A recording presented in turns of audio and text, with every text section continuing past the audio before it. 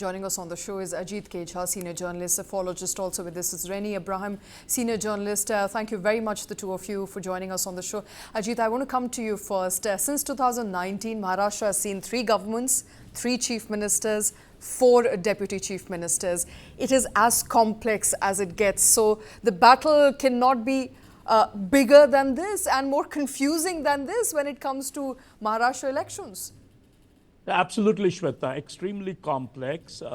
As you rightly pointed out, we have 6 main parties in the fray. Of course, there are hundreds of literally rebels on both sides. And in 1995, 35 independent candidates had won.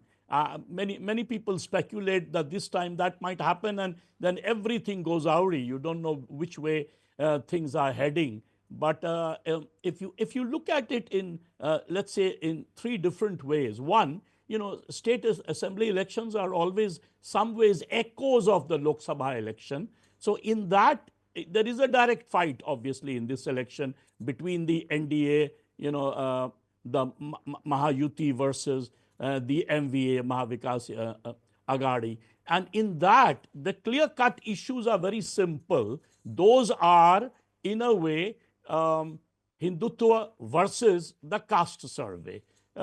Constitution, MVA is sort of talking about constitution being important. Rahul Gandhi and others who have campaigned, Sharad Pawar and others as well, have sort of focused on that. Whereas the BJP has made the pitch rather strong in terms of Hindutva. Batenge to katenge is a slogan that has been used, very strident slogan. So obviously the BJP is in an aggressive mood. So this is at the sort of, I would say, macro level. If you look at the micro level, the BJP has got a big, the Mahayuti has got a big advantage with the Shinde SOPs.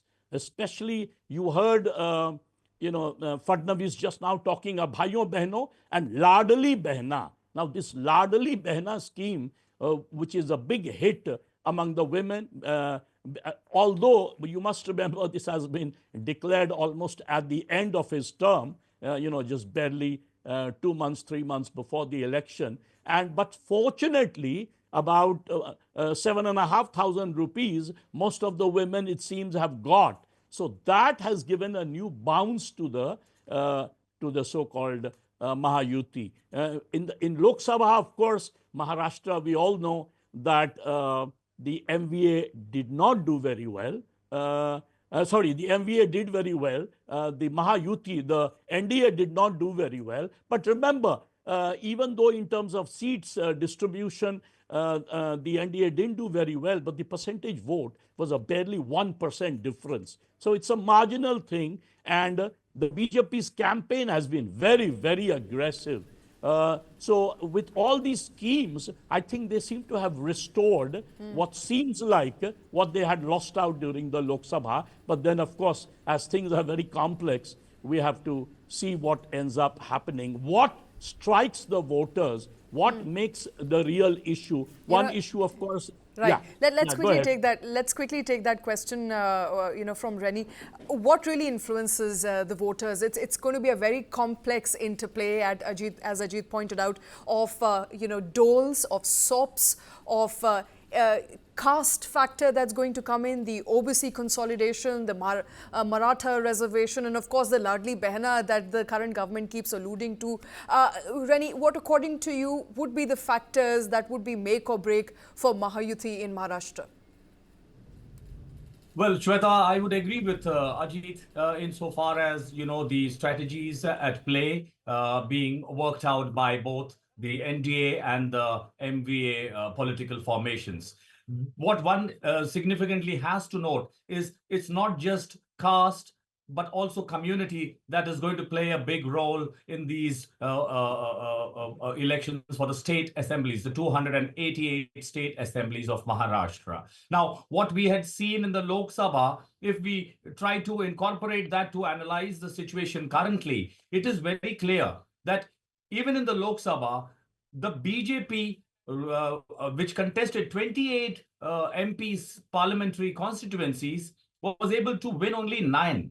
However, the point that kept on being made by Deputy Chief Minister Devendra Fadnavis was this. He said, look, we lost several Lok Sabha seats, although 5 out of the 6 assembly constituencies that are part of that one Lok Sabha seat had voted for us en masse. So it was a concentration of the minority report, so to speak, in like the Dhulia seat, where the Malegaon assembly constituency overwhelmingly had the minority vote that went against the NDA. But in the remaining 5 assembly seats, they had won handsomely. Likewise, even in Mumbai's 6 parliamentary constituencies, you saw that playing out with the BJP candidate Ujjwal Nikam losing, although he was leading in 5 out of the 6 assembly constituencies that comprised the Mumbai North Central Lok Sabha seat, as well as the South Mumbai seat. That's what same thing happened. Eknath Shinde's candidate Yamini Jadhav was leading in 5 assembly constituencies, but only because of the Mankhurd assembly seat, where a concentration of minority votes put paid to her hopes to be elected as an MP. So that caste community is a predominant factor. And as I am understanding, in Mumbai, out of the 36 assembly seats that are at stake, between 12 to 14 assembly constituencies will see a big role being played by the minority report or the minority vote. For example, you have Shaina NC of the BJP, who is contesting as a candidate of the Eknath Shinde Shiv Sena from Gamdevi, which has got a 55% minority vote bank.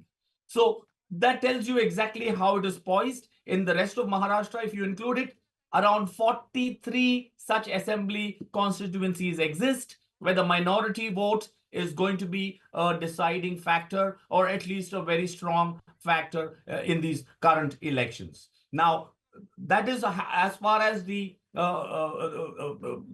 political aspects are concerned. In any elections, as is known, that populist schemes, announcements, and SOPs go only that far in terms of securing you the voter choice during their franchise. This is old hat in politics. We may have seen Eknath Shinde faction, Eknath Shinde-led Yuti alliance in Maharashtra over 2 years, very consciously unleashing a slew of populist projects.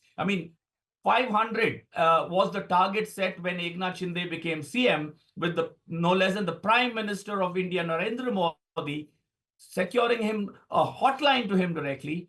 And over 2 years, they have unleashed a slew of populist measures. After the Lok Sabha debacle, they went further with the Lad Ki Bahan scheme, and the toll waivers of toll tariffs across Mumbai's 5 incoming points. So these are populist measures, but how far they will sway the voter is a different story. Voters are quite pre-decided, and this time we saw the MVA alliance led by the Congress being very pragmatic and approaching the elections in a very strategically organized and coordinated manner. They just dissipated all.